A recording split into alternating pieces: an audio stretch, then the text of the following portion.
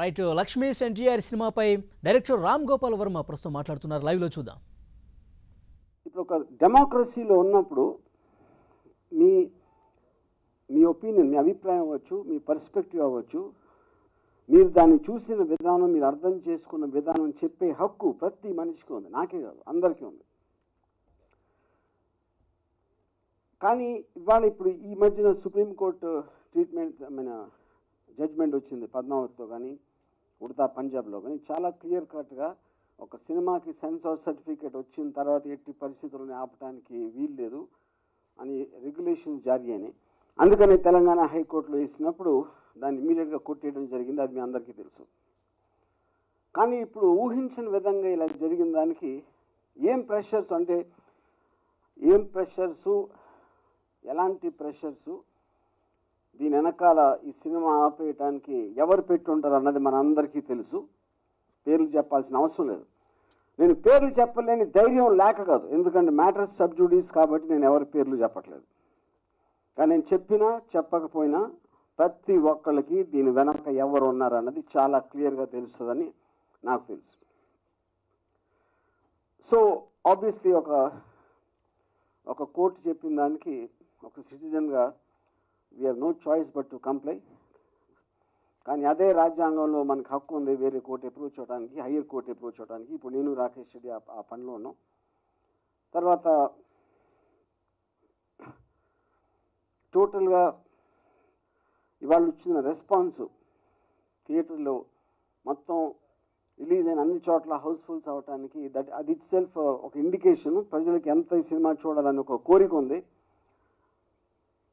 ఒక నిజం తెలుసుకోవాలని, ఎన్టీఆర్ రామారావు గారి లైఫ్లో ఏం జరిగింది అసలు ఆ పర్టిక్యులర్ టైంలో నిజం తెలియాల్సిన అవసరం ఉందని మీకు ఆదరణతో ప్రూవ్ అవుతుంది. సో కేవలం కొంతమంది చేసిన ఒత్తిడి వల్ల, పన్నాగం వల్ల, ఏం వల్ల నాకు తెలియదు. ఎందుకంటే మళ్ళీ నేను చెప్తున్నాను ఇంకొకసారి, ఇది ఎప్పుడు జరగలేదు ఇలాంటిది. బట్ హోప్ఫుల్లీ ఇక్కడ మా producers, distributors mister Narender Hirawat, Balagiri, Deepti, మీ అందరం కలిసి going to the justice, will try for justice and as soon as possible Andhra Pradesh కూడా రిలీజ్ చేయడానికి మా వంతు ప్రయత్నాలు మేము చేస్తున్నాం. Any questions please?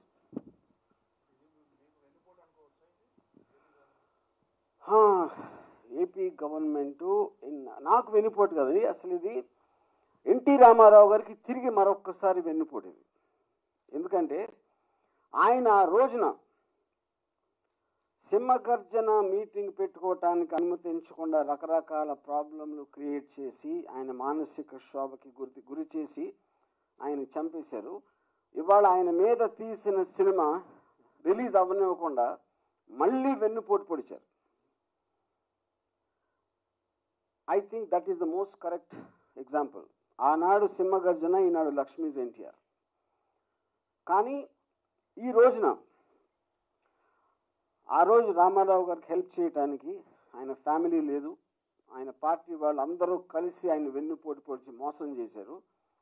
ఇవాళ మేమందరం ఇదే రాజ్యాంగ హక్కులు తీసుకుని వాటి బలంతో మేము పోరాటానికి శాయశక్తులా కృషి చేస్తున్నాం. 100% దీంట్లో మాకు విజయం దక్కుతుందని నేను ఎన్టీఆర్ గారి సాక్షిగా ప్రమాణం చేస్తున్నాను.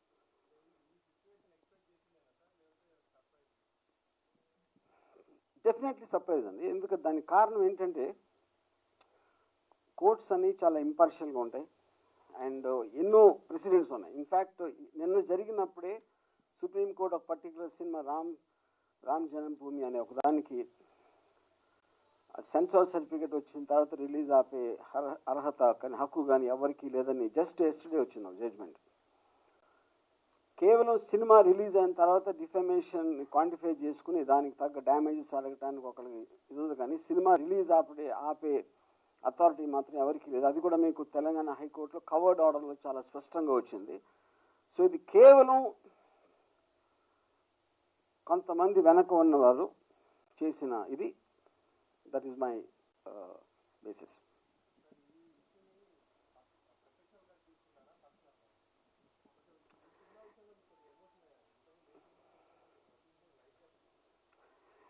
ఏ సినిమా అయినా అండి దాంట్లో ఉన్న ఎమోషన్ మనం ఏం కథ చెప్తున్నాం ఎవరి కథ చెప్తున్నాం అన్న దాంట్లోంచి ఏ డైరెక్టర్ కన్నా సీరియస్నెస్ వస్తుంది. ఇది మనం చెప్పేది ఒక అంటే ఒక హిస్టారికల్ లెజెండ్ అయిన ఎన్టీ రామారావు గారి నుంచి ఆయన పడిన ఇప్పుడు లక్ష్మీస్ ఎన్టీఆర్ ఫైనల్గా ఏంటండి ఒక అది లక్ష్మీపార్వతి గారికి ఆవిడకి ఆయనకి ఎలా వచ్చింది బంధం, ఆ బంధాన్ని ఎవరు కొంతమంది ఎజెండాతో ఎలా వాడుకున్నారు, ఆ వాడుకుని చేసిన ఒక కుట్రతో ఆయన మానసిక క్షోభ పెట్టి ఎలా చంపేశారు అన్నది కథ.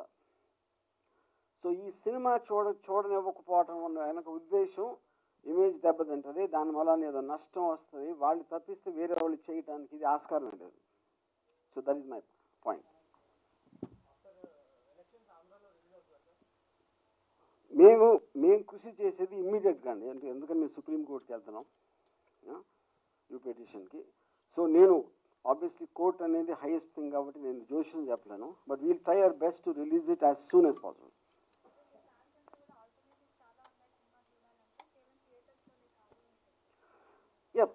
See, that we can't stop అండి.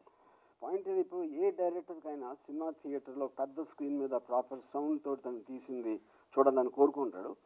కేవలం కంటెంట్ చూడాలంటే మీరు ఫోన్లో చూడవచ్చు, ఎక్కడైనా చూడవచ్చు, you know. But I think it's కానీ ఎక్కడైనా చూడకపోవటం అనేది సెకండరీ విషయం, ఎవరు ఎక్కడ చూడగలుగుతారని. కానీ ఒక డెమోక్రటిక్ కంట్రీలో ఒక రియలిస్టిక్ ఫిలిం తీసినప్పుడు ఇలాంటి గ్రౌండ్స్ మీద సినిమా ఆపేయటం అనేది I feel it sense it's wrong president and bad president.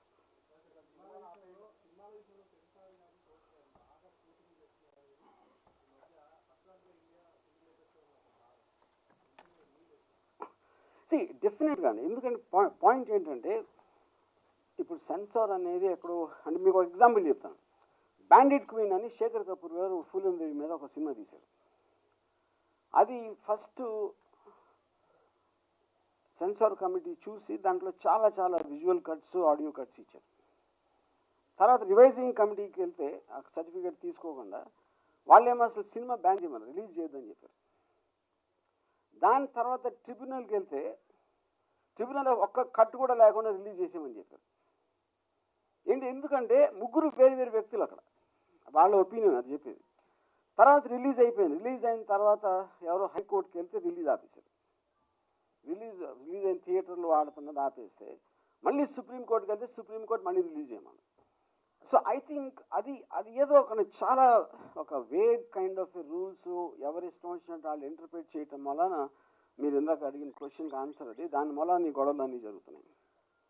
కానీ ఇక్కడ వన్ ఆఫ్ ది అంటే సెన్సార్ అనేది డిఫరెంట్ అండి. ఈ పర్టిక్యులర్ సినిమా సెన్సార్ కొంచెం డిఫరెంట్, ఎందుకంటే ఇది ఒక హిస్టారికల్ ఈవెంట్, అందరికీ తెలిసిన ఈవెంట్ ఇది ఆల్మోస్ట్ ఇప్పుడు నేను కొత్తగా చెప్పే కథ కాదు, ప్రతి ఒక్కరికి తెలిసింది.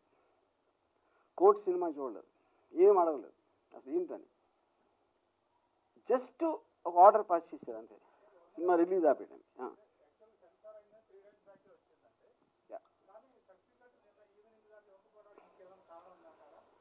ఇప్పుడు సర్టిఫికేట్ అనేది ప్రాసెస్ అండి, ఎందుకంటే వాళ్ళు అడిగిన కట్స్ మనం తీసి దాన్ని సబ్మిట్ చేసి దాన్ని మళ్ళీ ఇచ్చేది కొంచెం అంటే మనం టెక్నికల్గా మళ్ళీ దాన్ని చేయటానికి ఆ ప్రాసెస్లో జరిగింది. కానీ సెన్సార్ బోర్డ్ తరపు నుంచి I don't have a problem.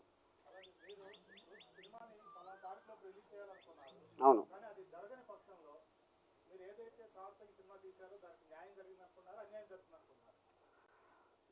ఇప్పుడు 100% అన్యాయం జరిగినట్టు కదండి. ఏ డైరెక్టర్ అయినా సినిమా తీసేది ప్రేక్షకులు చూపించడానికి, అప్పుడు కొంతమంది ప్రేక్షకులు చూడటానికి వీలు లేదు అనే ఒక నిబంధన వచ్చినప్పుడు అన్యాయం జరిగినట్టే కదా.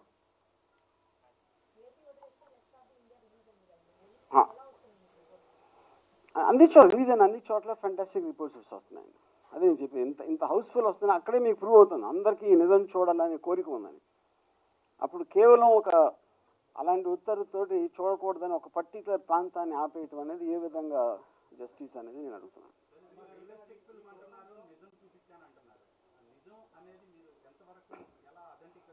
ఇప్పుడు ఒక పాయింట్ అండి, నిజం అనే దానికి మీనింగ్ లేదు, ఎందుకంటే వీడియో ఎవిడెన్స్ లేకపోతే నిజం అనేది ఎవరు ప్రూవ్ చేయలేదు.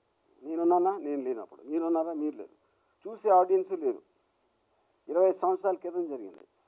ఇంకా ఉన్న వాళ్ళని మనం తీసుకుంటే వాళ్ళు కూడా నిజం చెప్తారని గ్యారంటీ లేదు, ఎందుకంటే వాళ్ళకి ఇప్పుడున్న పరిస్థితి వేరు, వాళ్ళకి అనుకూలంగా చెప్తారు. సో ఫైనల్గా ఏంటి, నిజం అనేది నమ్మబుల్గా ఉండాలి ఎవరు చూసేవాడికి. అతనికి ఆల్రెడీ కొంత తెలుసు ఇలా జరిగింది.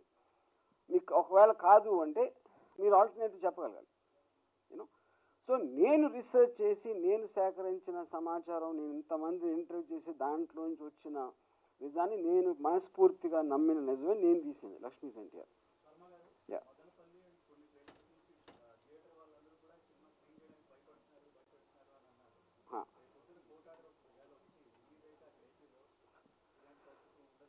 అంటే ఇప్పుడు పాయింట్ అండి ఒకటి, ఇప్పుడు పద్మావత్ కేసులో 4 స్టేట్ గవర్నమెంట్స్ మేము సినిమా రిలీజ్ చేయము ఎందుకంటే లా అండ్ ఆర్డర్ ప్రాబ్లం వస్తుంది, గుండాలు వచ్చేసి థియేటర్లు బాగా కొడతారు, ఇలాంటివి చెప్పారు. ఏది యాక్చువల్గా చీఫ్ మినిస్టర్ చెప్పారు మేము రిలీజ్ చేయమని. అక్కడ సుప్రీంకోర్టు ఏమిచ్చిందంటే గూండాలని కంట్రోల్ చేసే శక్తి నీ దగ్గర లేనప్పుడు సీఎం సీట్లో ఎట్లా ఉన్నావు అని అడిగి ఆ ఆర్డర్ తోటి రిలీజ్ అయింది పద్మావతి.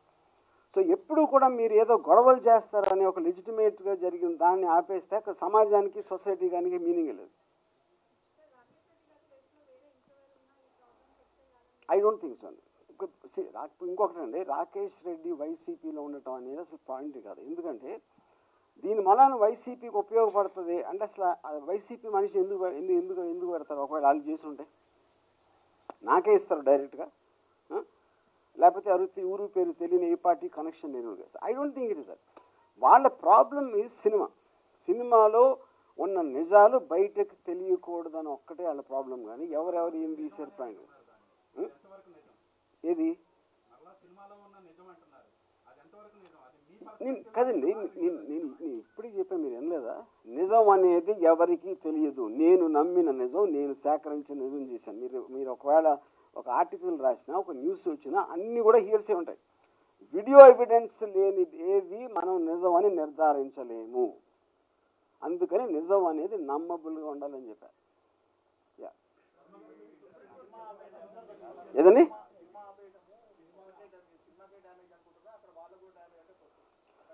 డెఫినెట్గా అండి. ఇప్పుడు ఈ రోజుల్లో అండి సినిమా రిలీజ్ అనేది ఒక్క చోట అయితే అన్ని చోట్ల అయినట్టే. ఇది కేవలం మనం మీడియం గురించి మాట్లాడుతున్నాం, థియేటర్స్.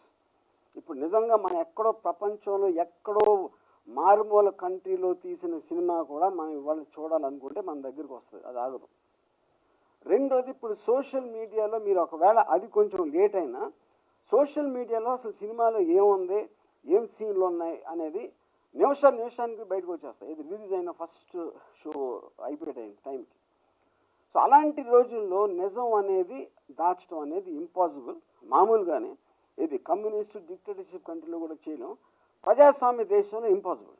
అందుకని నిజం ఆపటానికి ఎప్పుడు మీరు ట్రై చేసినా అది యాక్చువల్గా బ్యాక్ ఫైర్ అయ్యి అది ఎవరైతే అటెంప్ట్ చేశారో వాళ్ళకి ఎక్కువ డ్యామేజ్ అవుతుంది. అవసరం లేదండి. ఇప్పుడు జరిగింది నేను ఫీల్ అయింది చెప్పాను. ఇండస్ట్రీకి సపోర్ట్ ఇవి నాకేం అవసరం, ఇండస్ట్రీకి నేనే అవసరం, నాకు ఇండస్ట్రీ అవసరం. యా ఇప్పుడు ఇందాక నేను చెప్పింది ఎన్నరావండి మీరు.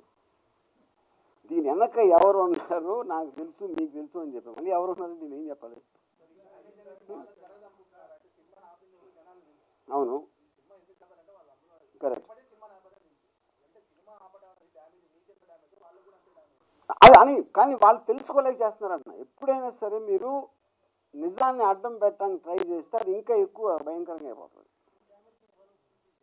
ఏ డ్యామేజ్ని? మాకు జరిగిన డ్యామేజ్ ఇంకా my lawyers are still thinking about అండి. ఎందుకంటే ఇప్పుడు